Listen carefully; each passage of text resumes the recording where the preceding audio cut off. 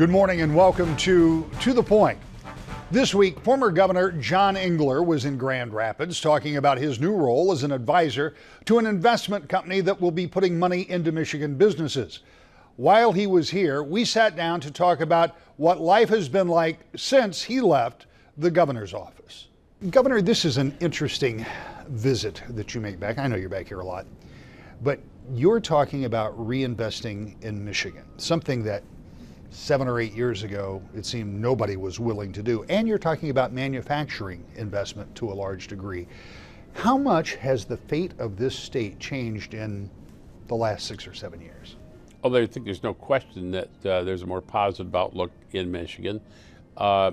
Michigan suffered greatly in the recession of 08 and 09, but coming out of that, I think the primary industry, the auto industry, has found itself reinvigorated with a tremendous new product and greater quality, and so they're doing well. But at the same time, Michigan's got a number of policies, I think, that have been changing and have been responsible in part also for some return of confidence here.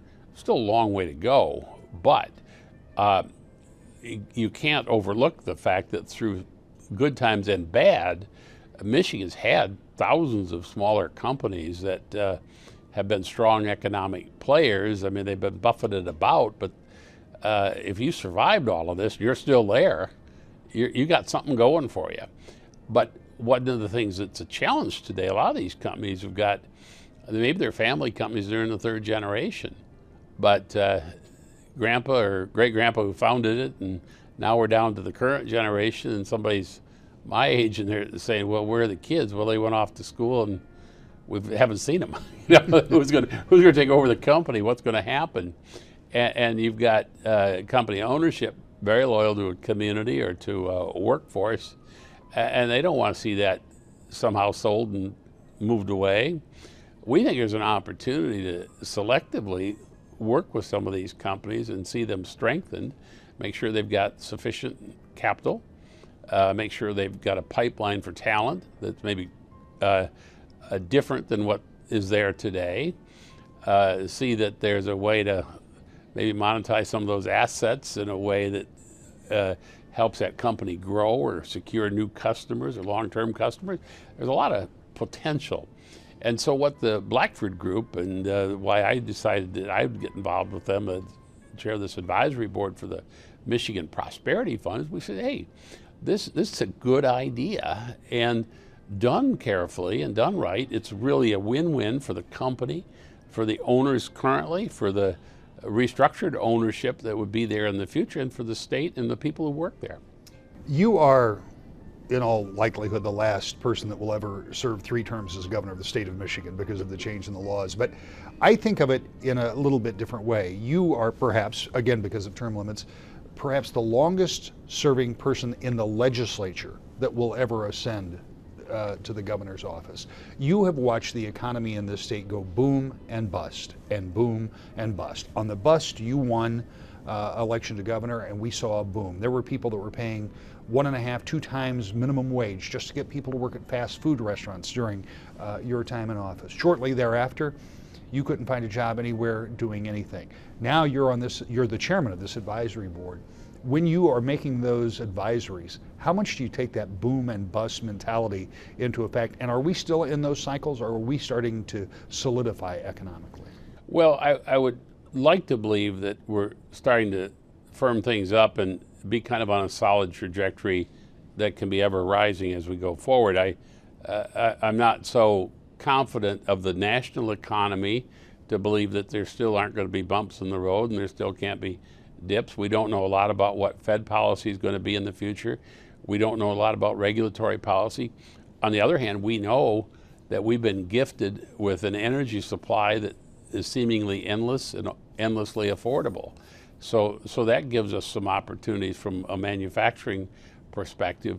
We know that we've still got a lot of talent in the workforce, but we know we're not training and skilling that talent the way we need to. So that's also correctable. So we face challenges, I think, everywhere we look, but I've always looked at the optimistic side of things and said, this is America. We can meet these challenges.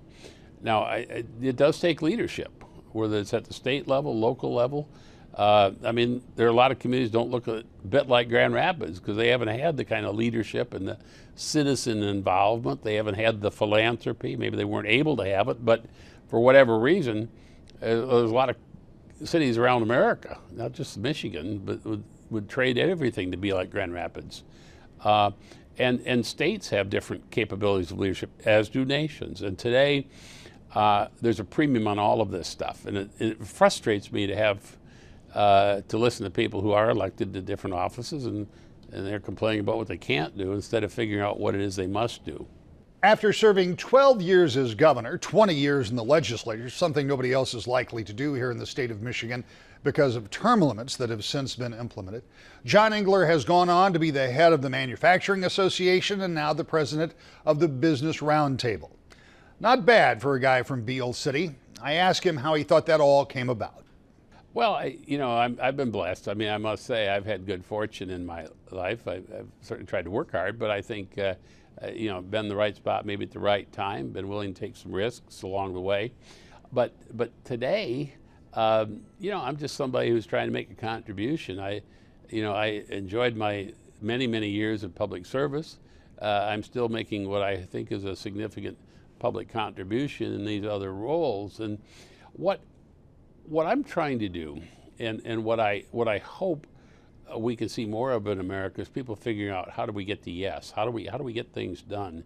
It's real easy to just say no, but that isn't what builds this country, and it isn't what prepares us for later on. I look at things that we did in the last century, and where most of my life was lived, and as we got to the end of that century, it was getting a heck of a lot harder to do something than it was, say, midway through.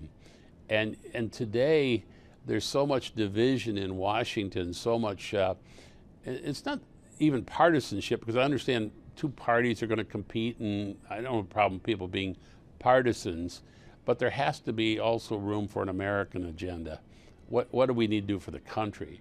And can anybody argue that we don't need to fix our schools? We're paying the bill there, but why isn't every child in America reading proficiently? Can anybody really argue that we shouldn't be building infrastructure? They do, but we have to do that. It eventually does wear out. Bridges fall down. We've seen that happen. A couple of my staff were trying to go to New York yesterday, and the railroad, conked out. Couldn't go. I mean, it's just basic infrastructure needs we're not meeting. We've got to figure this stuff out. And to me, it's not a Democrat or Republican idea only. It's kind of an American idea that we better fix this stuff, or, who's going to be the third world country in the future? Coming up, a Democratic state representative is trying an experiment that you may find a bit unusual. That's next. To the Point. Welcome back to the Point. State Representative Brandon Dillon is a Democrat from Grand Rapids, and this past week he has been conducting an experiment to see how he can get by on roughly the same amount of money that someone on food assistance would get. He says a number of the people in his districts are on such assistance, and he wanted them to know that he's just trying to see what it's like. We talked to him about his experiment. Representative, let's talk about what you've been doing this past week, something that some others have done as well, but it is kind of an interesting process that you've gone through. Sure. Well, actually, myself and Representative Brinks were asked, actually by a Republican lobbyist who asked if we would consider doing the SNAP Challenge, which is part of Hunger Action Week, which is an attempt to live on the amount of money that the average person on food assistance gets for the week. So for me, it's $31.50 is what I have to spend on all food, drinks, anything I consume for the week. Representative Brinks is doing it with her whole family, so they get a little bit more. They have five people in the family, but it's been a challenge. I think I've been pretty good at doing it, but I've had to really plan out what I've been going to do. There's been less snacking at the house, but one thing I think it really has driven home is just when you have to struggle to put food on the table, it really consumes a lot of your thoughts and your energy. It's not that you can't do it, and that you can find things to eat, and finding nutritious things, I think, is the biggest challenge. But it really consumes a lot of your thoughts. You're constantly thinking what I'm going to be having for the next meal, what can I afford, what can I do? And when you don't have to worry about that, you take it for granted. Well, and there is an interesting corollary to that, because if you talk about $31 and people will immediately say, well, how could you do that? But you did mention finding nutritious things, and sometimes prepackaged foods are easier and even less expensive, but don't necessarily get to the nutritional value. What is your purpose in doing this? I mean, I know you were asked to do it, but why are you? Well, I think it's important as a policymaker to try to understand, what a lot of I have thousands of constituents in my district that receive some form of public assistance, a lot of them on food assistance. Most of the kids in Grand Rapids Public Schools are at or below the poverty line. So it's something that affects a lot of people that I represent. Felt it was important. I mean, obviously, I'm not in that situation. I don't want people to think that I'm trying to pretend that I'm something I'm not, but I think it's important to kind of try to at least get understanding and raise awareness over the fact that there are 1 in 5 people in Michigan that are food insecure, that have to worry about day to day, are they going to get enough to eat? And when you talk about nutritious options, it is very difficult to afford to buy fruits and vegetables and things that aren't loaded with empty calories and heavy starch and processed foods for that kind of money. That's a real challenge. And if people are struggling just to make ends meet and get their kids to school, I think you get a better understanding of the challenges they face on a day-to-day basis. Have you come to the conclusion, you're about to the end of this experiment, have you come to the conclusion that $31 is not enough? Well, I don't think that was the point. I think look, we have to be obviously careful with tax dollars. This is mostly federal money. I certainly think that making sure that people are able to afford to have enough food to meet their daily needs is important. Where that number is, I think is, probably should be a little bit more than 31 cents, but you certainly can do it. But it's not easy, and I think the point is to understand that when Congress is holding up funding for the entire food assistance program in the country, that this is a serious thing that people face every day.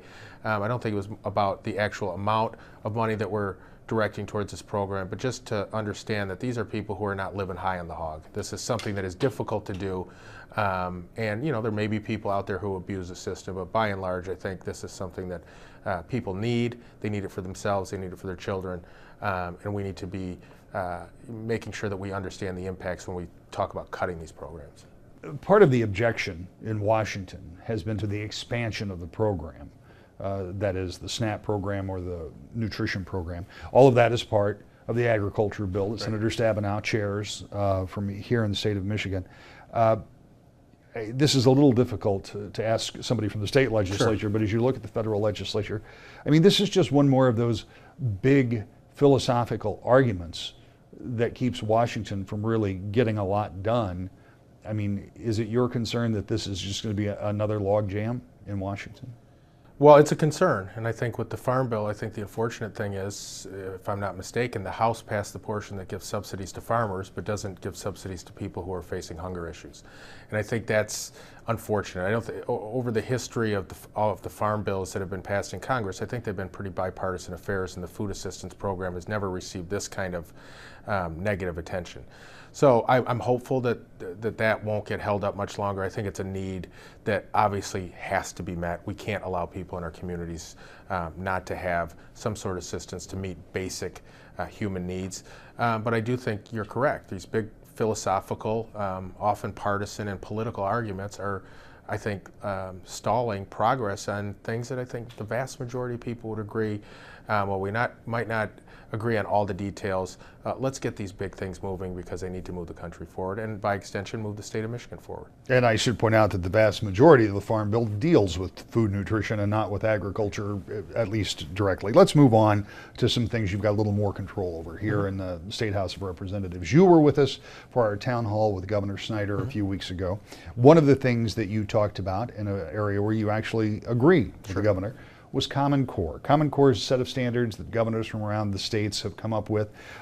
There has been a relatively universal adoption of these, but here in the state of Michigan, now there's some pullback, particularly from some conservative Republicans who say, wait a minute, we're not sure we want to do this. So there has been discussion throughout the summer. Where are we with Common Core that is actually set to be implemented this coming year, if I'm not mistaken? Right. At the end of the last budget cycle, there was an amendment put into the budget bill which essentially stopped Michigan from continuing to, or attempted to stop Michigan from continuing to implement the Common Core standards that I believe we adopted in 2010 without much fanfare or much controversy. Over the summer, there was a work group put together. I think Representative McMillan was one of the prime critics of Common Core, was involved in that, to get testimony and hearings about the genesis of Common Core, how it's been developed, and what the implementation could mean for Michigan. I certainly don't have any objections to looking deeply into issues. I think we haven't done enough of that in the last 2.5 years, so I'm not going to complain when we do. But I do think they're nearing the end of their work, and I'm hopeful, while not overly confident, that we'll begin giving the Michigan Department of Education the explicit authority to allow our school districts that have been planning for this and getting ready to do this to continue implementing Common Core. And ultimately, the goal is to improve student achievement and have a set of standards that we can measure that by across districts, across states. I think it's common sense. It's actually it came from the National Governors Association. This doesn't come from any radical organization. This is something I think is important. There's people who disagree with specifics. I think there's been some reasonable arguments on the other side, but ultimately we need to move this forward and allow our districts to have the certainty about what they can be working with in the next few years. I think some of your colleagues occasionally accuse me of looking for the disagreement, but it does seem to me that there is a political quotient to this, because all of the standards that I've heard about are for English and math. Mm-hmm. But there are standards that will be developed, if they have not been already, for science and for history. And it seems to me that there might be some significant holdups when you particularly get to science and even teaching history that might be difficult for a legislature, for example, to agree on as a whole. Do you worry that there becomes a politicized curriculum or the potential for that under something like Common Core? I'm not too worried about it, because I think the Common Core does not stop the state of Michigan from developing its own curriculum around these subject areas. The Common Core is a set of standards on certain things we want people to know. The specifics about how we get people to that are still left to the state, and the state, with the merit curriculum and some of the changes to that, will always have a role to play. I believe we should continue to allow our local communities to have significant input into that. I think the education that serves students best is the education that's closest to home, and people who are closest to home know what's best for students in those districts. So I'm not overly concerned about it. I think it's a legitimate issue to raise, and you're right, when you get into those kind of issues that have a little bit potentially more objective, or excuse me, a more subjective standard or interpretations by either side. But I think that's a debate that'll play out over states from now until the end of time. There will be people who disagree about what happened in the past or what the conclusions of science are. Let's change subjects pretty dramatically to another subject that I've covered closely, you've been very involved with, and it actually is another area where there's some bipartisan agreement, and that's on the Grand Rapids Home for Veterans. Right. I know that you have talked with one of the senators who has a committee oversight on that. I know that some of your other local representatives, including Representative McGregor, Senator Hildenbrand, and others, have been very interested about what's going on at the home. Tell me about some of what's going on there now and some of the questions that you have concerning. Right. Well, back earlier in the summer, Representative Brinks and myself from Grand Rapids, along with Representative Greimel, who's the Democratic leader, we did a visit at the home. We found some things that we thought were concerning. We issued a report and had a press conference where we asked the department and the governor to conduct an investigation primarily over issues associated with the privatization of direct care workers. We haven't heard anything from the governor or the Department of Military Affairs since then, but we've certainly heard a lot from people at the home, family members of people at the home, volunteers of people at the home. I've been inundated with emails, phone calls, letters from people about other issues going on there. Not all directly related to the issue we originally brought up, but enough to, I think, warrant an investigation or some sort of continued oversight of some serious allegations and some serious problems at the home. And you're right, these are bipartisan. The issue that we talked about with the direct care workers was certainly something that I think Democrats have been concerned about for a long time, but Representative McGregor and others have talked about general issues with the home that need to have an independent body or an independent person looking at. I've talked to Senator Colbeck, who chairs one of those committees. He has agreed to hold a hearing in Lansing specifically dedicated to issues and complaints and allegations of problems at the Veterans Home, hopefully by the end of this month. So I will be keeping people posted and have an opportunity to testify. All we really want is a real investigation into what's going on. If the things that we've heard are not borne out by somebody taking a real unbiased look at that, then we'll be happy to accept that. But we think enough of this has come to our attention that there's something going on that we really need to get to the bottom of. And I know exactly what you're talking about because I've looked into this for a number of years, over a period of time, at different times, taking a different stab at it. And one of the problems that I have run into is that sometimes the complaints that you hear are very similar to the complaints you would hear from any family member or any member at the home if they were in a private care facility, because there are just a lot of issues that go with caring for elderly and dementia patients and all of the things that go along with that. How do you then discern what is a legitimate complaint versus somebody who's just unhappy with the circumstance that life has dealt them, which is not uncommon in elder care facilities? That's a great point. And one of the things I've discovered since looking into this issue is I've gotten a lot of issues people have brought to my attention, and I think some of them can generally be labeled as people who are just, it's probably not something that's going to be able to be solved by legislative action. A lot of these things that you said are just endemic to the kind of situation that people find themselves in when they're in homes like these. But other ones certainly are not. Allegations of people not being trained properly who are working at the home. Understaffing.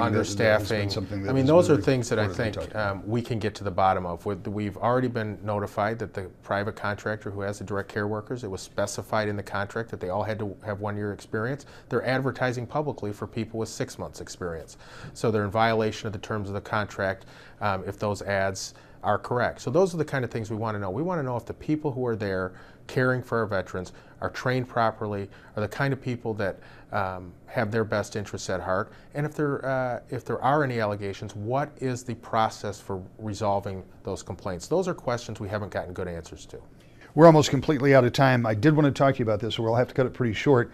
The expansion of Medicaid in the state of Michigan passed finally after all summer long. Didn't get the immediate effect, which is normally kind of an inside ball thing that we don't talk about. So it probably will not be implemented until the second quarter of next year. But generally, overall, are you satisfied that it passed?